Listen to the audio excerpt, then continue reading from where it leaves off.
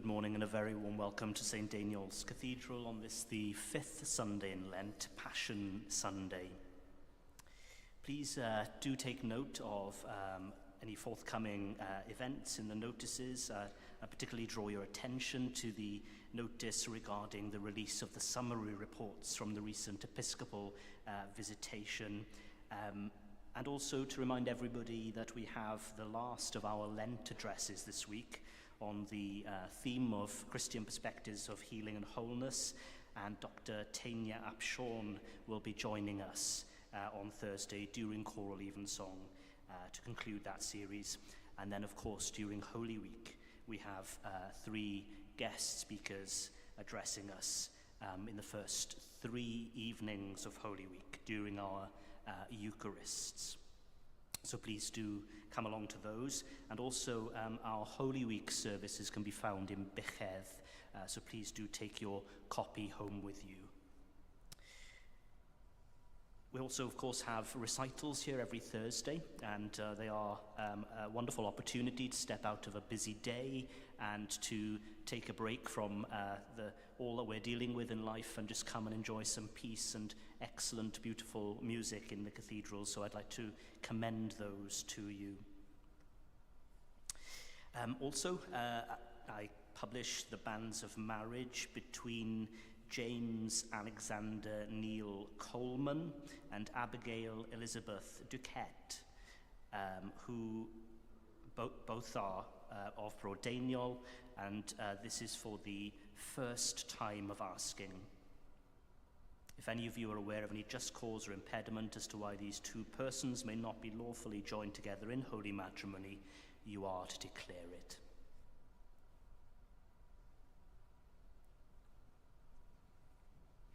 Please do keep James and Abigail in your prayers as they prepare for their marriage and wedding day.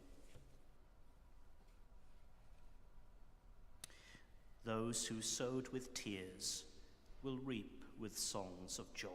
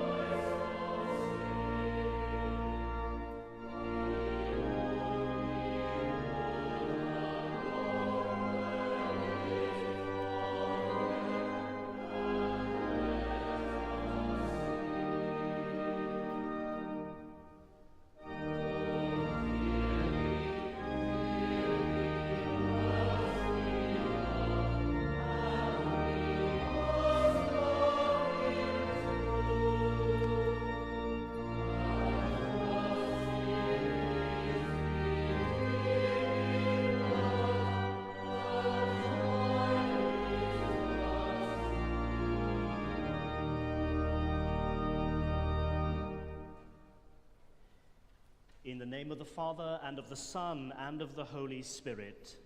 Amen. Grace and peace be with you. And with you in the love of Christ. Those who sowed with tears will reap with songs of joy. As we gather to celebrate this Holy Eucharist to the glory of God, we prepare ourselves by confessing our sins. From all evil and wickedness, from vanity and jealousy, from hatred and malice. Good Lord, deliver us. From grasping lust and the subtleties of lying, from hardness of heart, from all that divides us. Good Lord, deliver us. In our refusal to recognize our worth, in the piercing of our hearts with the lance of your love. Good Lord, deliver us. In all times of our sorrow, in the nights of our pain, in the hour of our dying. Good Lord, deliver us. By your passion and death on the cross, by your burial and rest in the tomb, by your glorious resurrection. Good Lord, deliver us. By your way of wisdom, by a true repentance, by the body of Christ. Good Lord, deliver us. Heavenly Father, We have sinned in thought, word, and deed, and have failed to do what we ought to have done. We are sorry and truly repent. For the sake of your Son, Jesus Christ, who died for us, forgive us all his past, and lead us in his way, to walk as children of light. Amen. Almighty God, who forgives all who truly repent, have mercy on you and set you free from sin, strengthen you in goodness, and keep you in eternal life, through Jesus Christ, our Lord.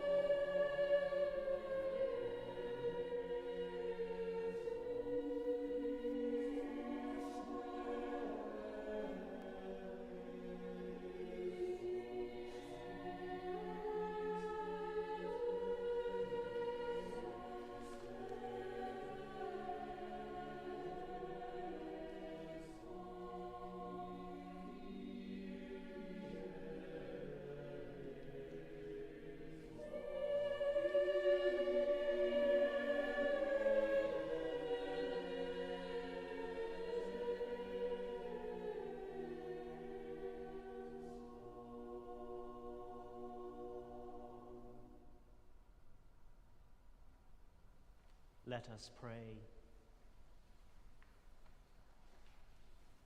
Most merciful God, who by the death and resurrection of your Son, Jesus Christ, delivered and saved the world, grant that by faith in him who suffered on the cross, we may triumph in the power of his victory.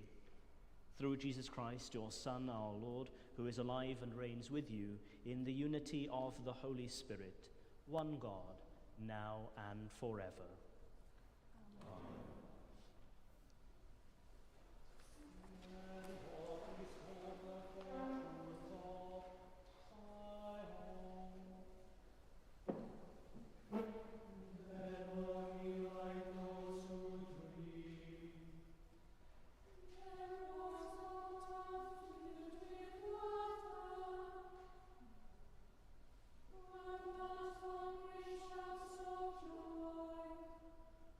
Amen.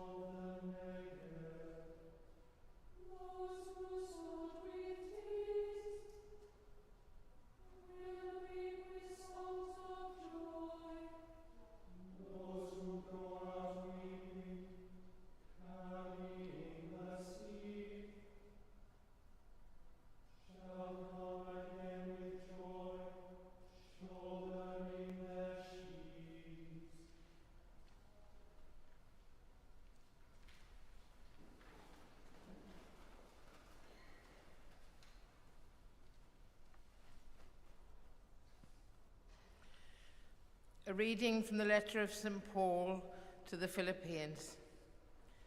Dearly beloved, if anyone else has reason to be confident in the flesh, I have more. Circumcised on the 8th day, a member of the people of Israel, of the tribe of Benjamin, a Hebrew born of Hebrews. As to the law, a Pharisee.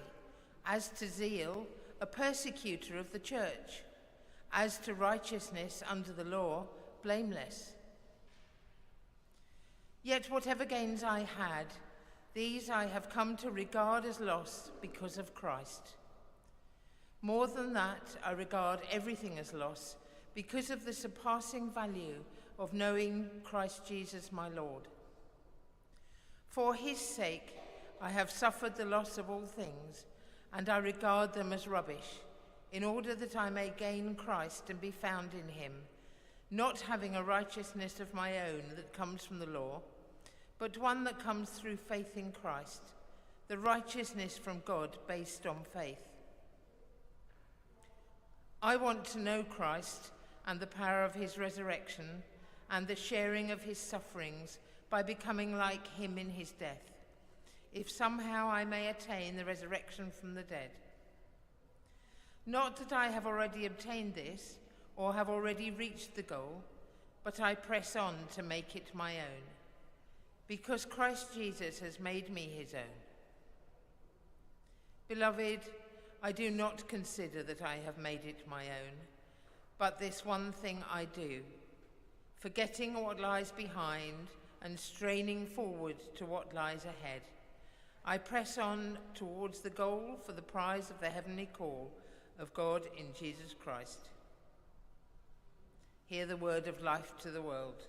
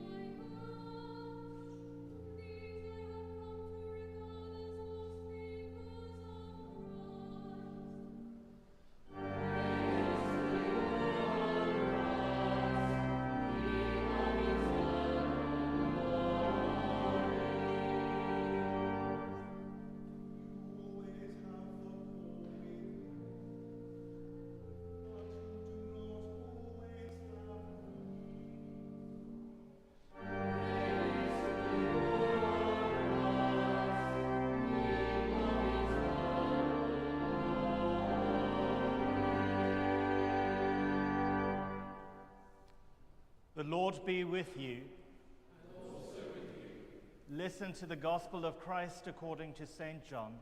Glory to you, O Lord. At that time, 6 days before the Passover, Jesus came to Bethany, the home of Lazarus, whom he had raised from the dead. There they gave a dinner for him. Martha served, and Lazarus was one of those at the table with him. Mary took a pound of costly perfume made of pure nard, anointed Jesus' feet, and wiped them with her hair. The house was filled with the fragrance of the perfume. But Judas Iscariot, one of his disciples, the one who was about to betray him, said, "Why was this perfume not sold for 300 denarii and the money given to the poor?" He said this not because he cared about the poor, but because he was a thief. He kept the common purse and used to steal what was put into it. Jesus said, "Leave her alone. She bought it so that she might keep it for the day of my burial. You always have the poor with you, but you do not always have me." This is the gospel of the Lord. Praise to you, O Christ.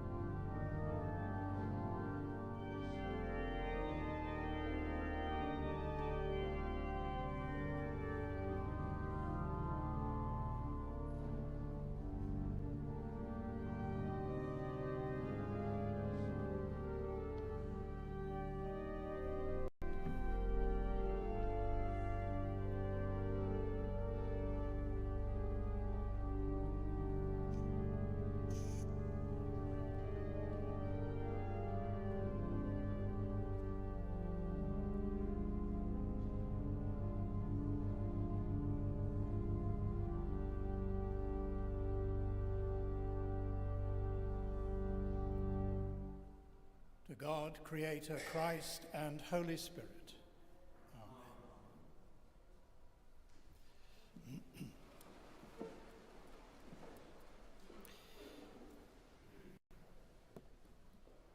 Long before the beginning of Lent this year, a group of friends and I met with the inevitable questions.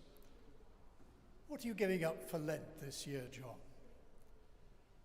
A slightly wearisome question I have heard many times before as I reflected on this, my 60th Lent and Passion Sunday.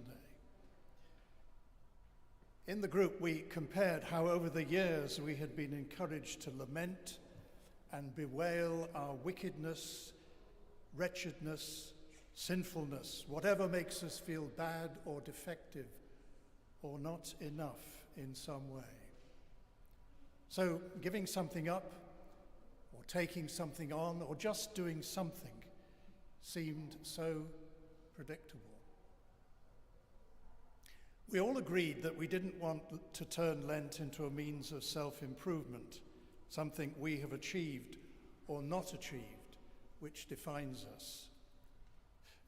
We were not suggesting that things don't matter in our rituals. They do. But we decided this year we wanted to experience Lent not in the same predictable and comfortable way, accompanied by the changing of colours of altar frontals and vestments. As someone said, trying to get through Lent. But someone else said, how about letting Lent get through us? And we spent some time discussing what this might mean. And our discussion went something like this. Rather than reflecting on how bad we are about sin and guilt, our unworthiness, which can leave some people with a sense of inadequacy, fueled by life events, how about thinking differently? How about trying to be different? Reassessing our priorities. We asked each other what our priorities in life are, because priorities matter. They give direction and impetus to living, and they inform our choices. What really matters to us, we decided, was reflected in the way we currently lived our lives. And some of the ideas that came up in the group were wife, husband, partner, children, grandchildren, parents, work, study, career, health. And I'm sure you would have your own that you would wish to add to that list. Revealingly, God and church, for some, came down the list quite low, and for others, not at all. Today's gospel has a lot to show us about priorities and choices, because we see different groups of people with very different attitudes to Jesus, very different priorities, making very different choices.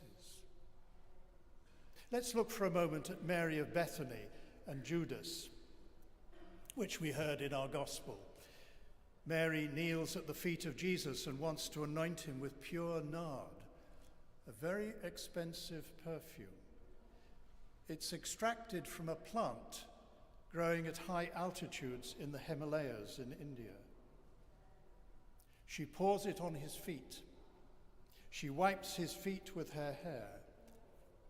It's an act of self-humbling devotion, kneeling before Jesus shortly before he enters Jerusalem to be hailed as king.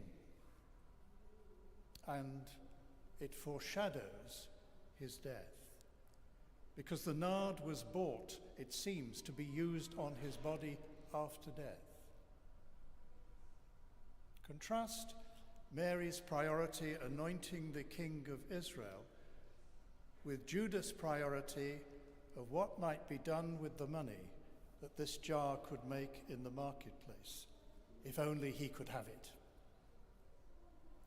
He seems at this moment to be a follower of Jesus for what he can get out of it. He complains about the waste of perfume.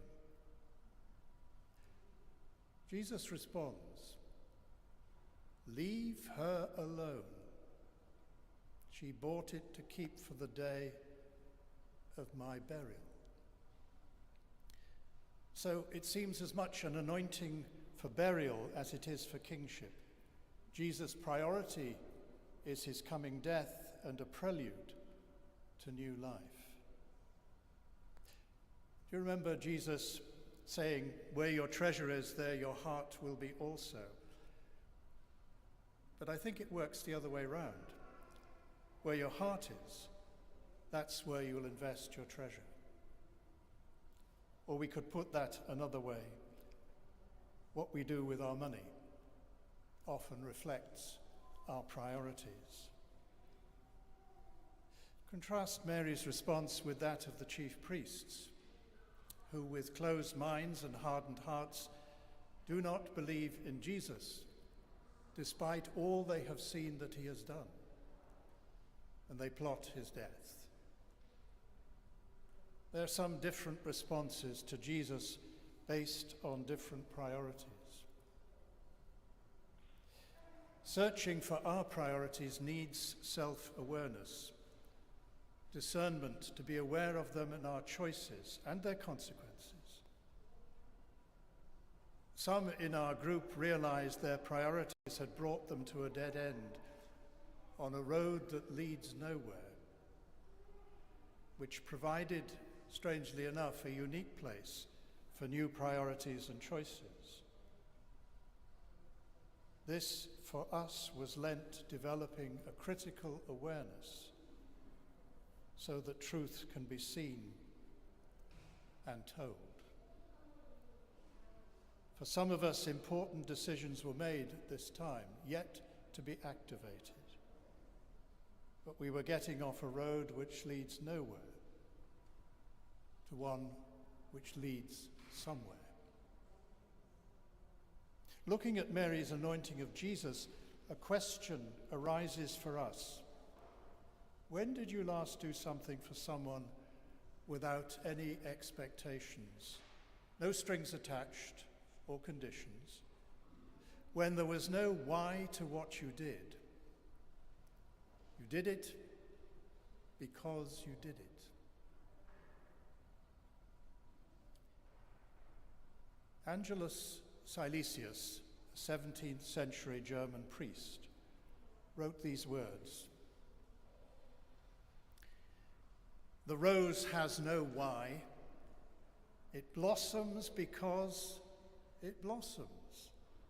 It pays no attention to itself, nor does it ask whether anyone sees it."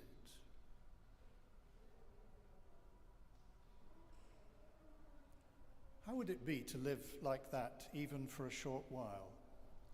No motive or seeking to be noticed or praised. The rose brings fragrance and beauty regardless of whether anyone sees it or smells it. It's not a means to an end. It has no why.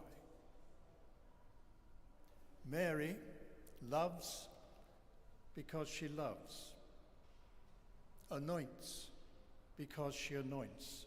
There is no why. It is a gift. It's unconditional, without calculation. She's not seeking a result or a particular outcome. She's doing what she is doing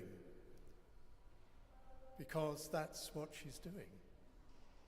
She breaks the chains of means and ends. And of course, it makes absolutely no sense to Judas whatsoever. But let's not get into conclusions about Judas and Mary, Judas bad, Mary good, Judas wrong, Mary right. We could this morning consider if there are times in our lives when we have a bit of Mary and Judas within us. Not two opposites, lives or people, but two ways of living. Perhaps images of our charitable nature and our economic nature. I wonder what your experience of the two is. When have you been Mary or Judas? And in what ways have they shaped or misshaped your life? Perhaps life is about living with the tension between the two, a tension which causes us to look within ourselves at our priorities and choices, and to be thoughtful about how we respond to other people and engage with life. On this Passion Sunday, we could consider our experience of passion as a kind of internal motivator, a following of our values, regard for our unique desires, an energy which comes from within. It's not forced, a powerful feeling of enthusiasm towards something or someone, a reason to keep learning about our priorities and our choices, and where necessary, reordering them, getting rid of those things which deaden us, so we may live more fully, grateful for the gift of life itself, so that others may live more fully, free from self-preoccupation. Another question for our group came, and perhaps for us here this morning: where are our priorities for Jesus, the church, as well as ourselves? Our actual priorities, not the ones we claim to have. And how might we discern them? If Lent were about new priorities and choices and a new abundant life, I wonder what might offer us, or where it might lead. You and I just have a few days of our 40 left to find out.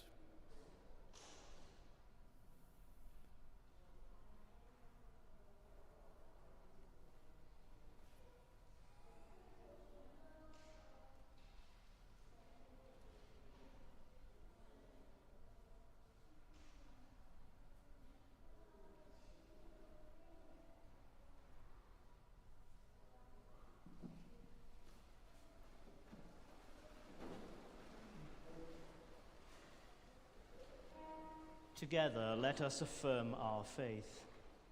We believe in one God, the Father, the Almighty, maker of heaven and earth, of all that is seen and unseen. We believe in one Lord Jesus Christ, the only Son of God, eternally begotten of the Father, God from God, light from light, true God from true God, begotten and not made, of one being with the Father. Through him all things were made. For us and for our salvation, he came down from heaven. By the power of the Holy Spirit, he became incarnate from the Virgin Mary, and was made man. For our sake he was crucified under Pontius Pilate. He suffered death and was buried. On the third day he rose again, in accordance with the Scriptures. He ascended into heaven, and is seated at the right hand of the Father. He will come again in glory to judge the living and the dead, and his kingdom will have no end. We believe in the Holy Spirit, the Lord, the giver of life, who proceeds from the Father and the Son, who with the Father and the Son is worshipped and glorified, who has spoken through the prophets. We believe in one holy Catholic and Apostolic Church. We acknowledge one baptism for the forgiveness of sins. We look for the resurrection of the dead and the life of the world to come. Amen. With all our heart and with all our mind, let us pray to God.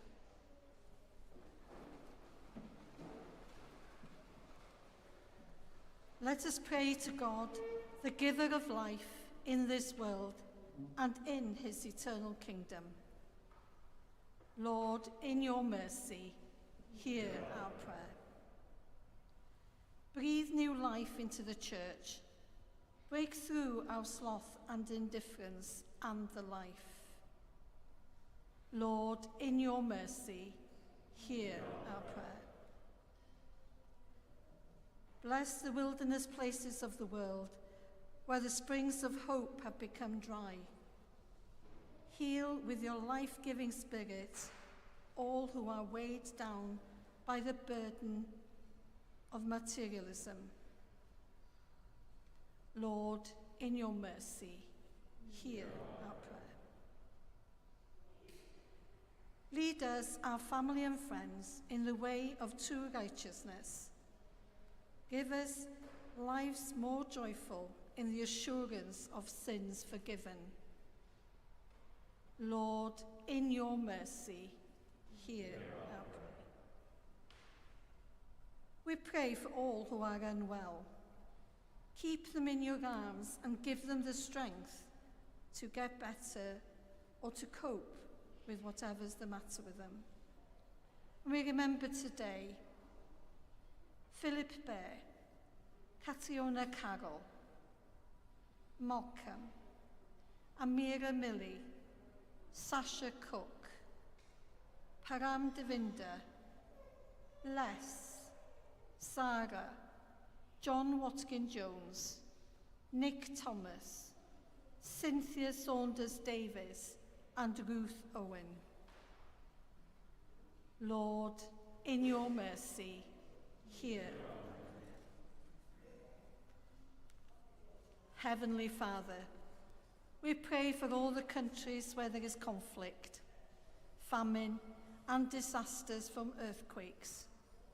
We remember especially Ukraine, Russia, Sudan, the Middle East, Bangkok, and Myanmar. Lord, in your mercy, hear our prayer. Comfort those who mourn. Give them the strength to carry on without their loved ones. And today we remember especially Dorothy Dickey. And as Iar's mind falls today, Margaret Dyson and Geraint Edwards, priest. Rest eternal grant unto them, O Lord, and let light perpetual shine upon them. May they rest in peace and rise in glory. We make our prayers in the name of Christ, who has raised us from death, of sin to eternal life. Merciful Father, accept these prayers for the sake of your Son, our Saviour, Jesus Christ. Amen.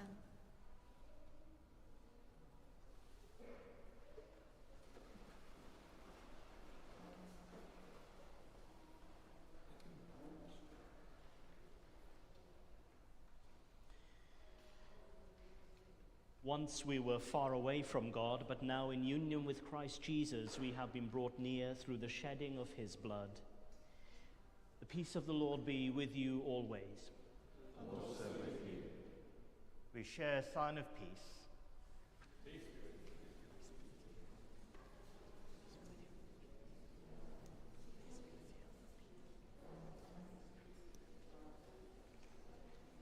Amen.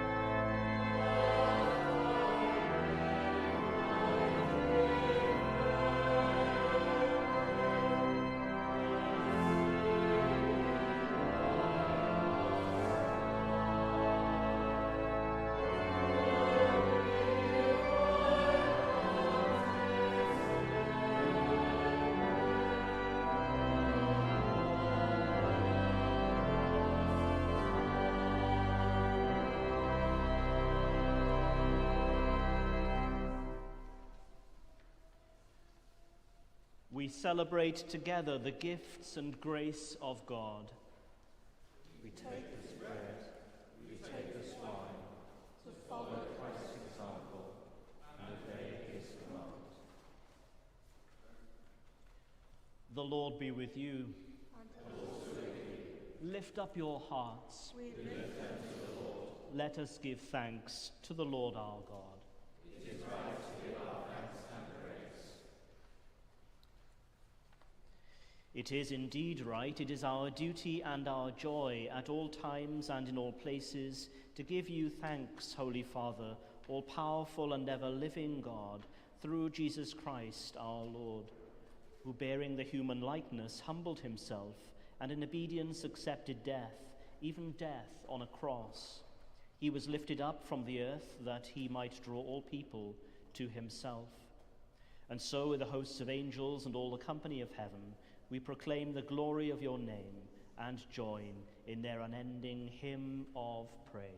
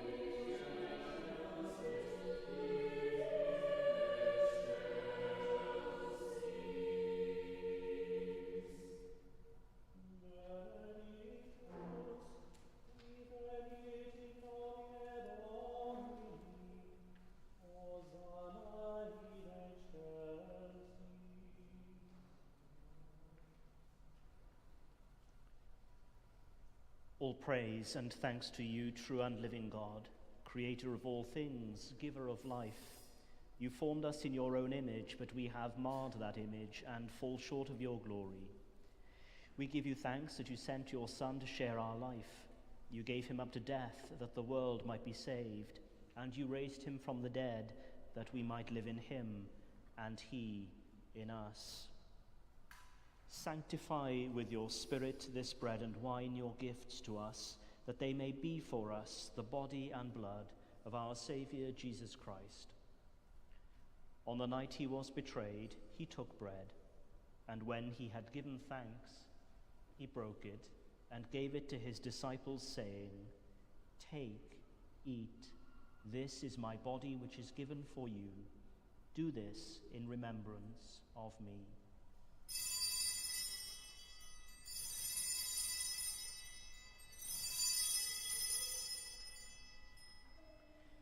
In the same way, after supper, he took the cup, and when he had given thanks, he gave it to them, saying, "Drink from this, all of you, for this is my blood of the new covenant, which is shed for you and for many for the forgiveness of sins.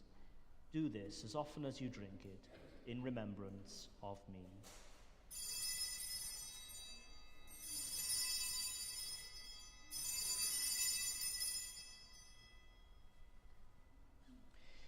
Let us proclaim the mystery of faith.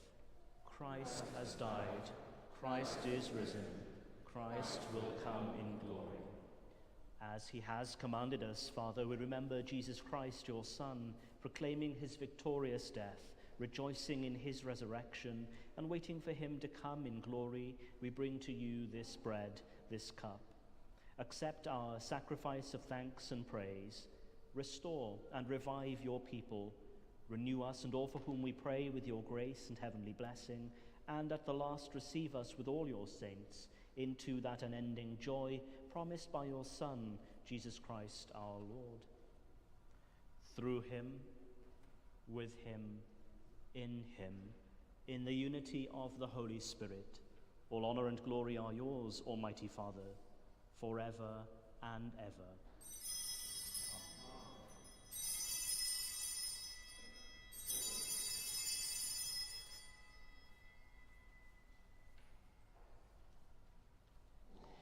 As our Saviour taught us, we boldly pray.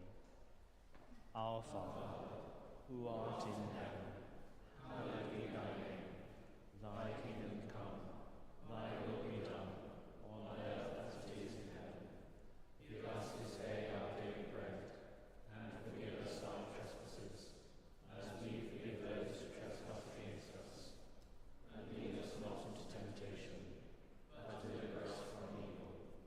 For thine is the kingdom, power, and glory, forever and ever. Amen. We break this bread to share in the body of Christ. Though we are many, we are one body, for we all share in one bread.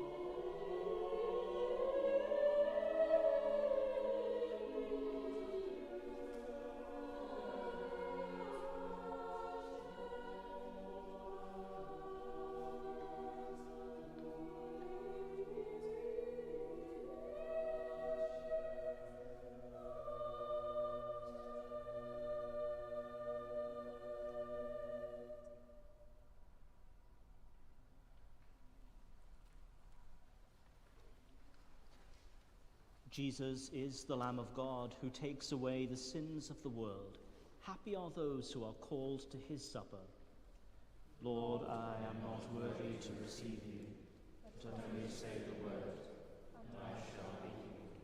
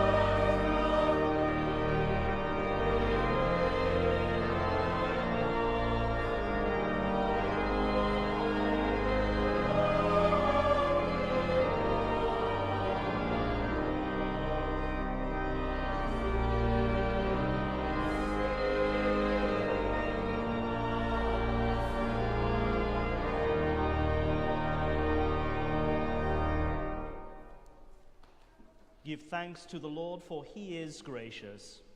His love is everlasting. Lord Jesus Christ, you have taught us that what we do for the least of our brothers and sisters, we do also for you. Give us the will to be the servant of others, as you were the servant of all, and give up your life and died for us, but are alive and reign now and forever. Amen.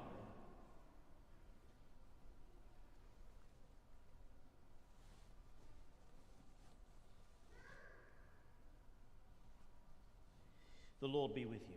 And Also with you. Christ crucified, draw you to himself, the sure ground of faith, the firm support for hope, and the assurance of sins forgiven, and the blessing of God Almighty, the Father, and the Son, and the Holy Spirit, be among you and remain with you always. Amen. Confessing that Jesus is Lord, to the glory of God the Father, go in peace to love and serve the Lord. In the name of